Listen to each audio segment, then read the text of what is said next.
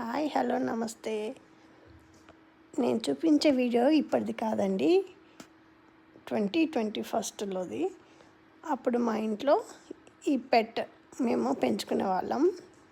దీని పేరు మిట్టు. దీంతో నేను యూట్యూబ్ ఛానల్ కూడా స్టార్ట్ చేశాను.